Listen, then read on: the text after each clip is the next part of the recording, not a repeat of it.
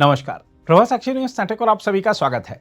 पश्चिम बंगाल विधानसभा चुनाव के लिए भारतीय जनता पार्टी ने अपनी पहली और दूसरी सूची जारी कर साफ संकेत दे दिया है कि इस बार वह आधी अधूरी तैयारी के साथ नहीं, बल्कि पूरी ताकत, पूरी रणनीति और पूरी आक्रामकता के साथ मैदान में उतरी है।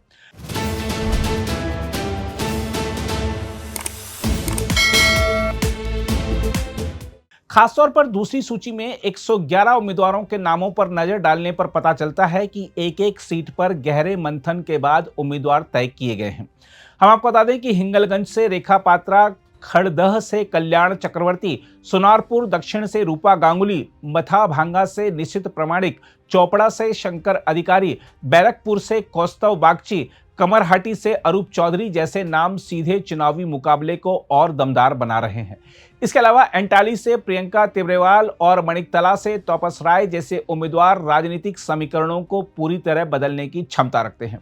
अगर पहली सूची पर नजर डालें तो वहां भी बड़े नामों की भरमार है। विपक्ष के नेता शुभेंदु अधिकारी को नंदीग्राम के साथ साथ भवानीपुर से उतारकर पार्टी ने सीधे ममता बनर्जी को चुनौती दे दी है। दिलीप घोष, स्वपन दासगुप्ता, अग्निमित्रा पॉल, रुद्रनील घोष और बंकिम चंद्र घोष जैसे चेहरे इस चुनाव को हाई वोल्टेज बना रहे हैं। खास बात यह है कि इस बार पार्टी ने सिर्फ चर्चित चेहरों पर नहीं, बल्कि जमीनी कार्यकर्ताओं पर भी भरोसा दिखाया है।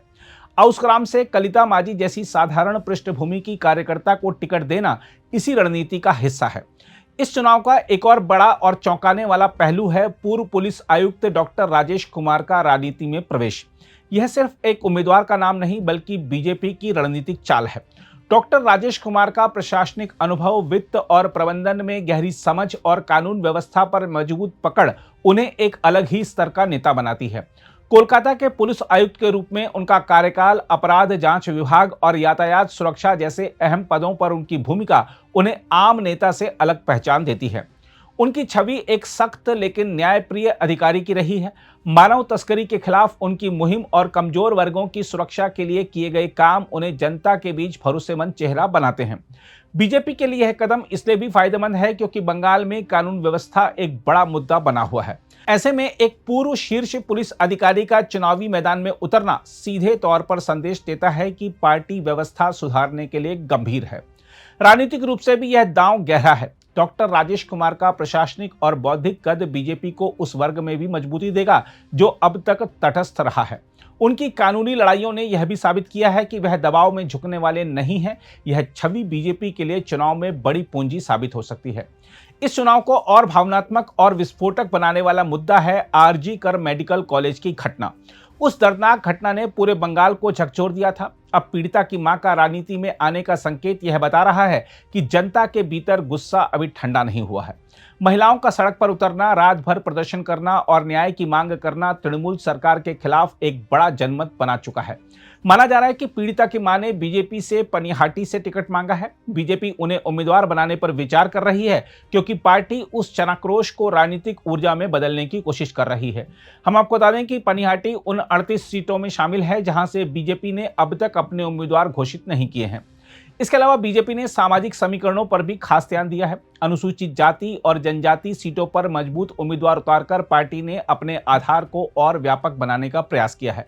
उत्तर बंगाल से लेकर दक्षिण तक हर क्षेत्र में संतुलन साधने की रणनीति साफ दिख रही है।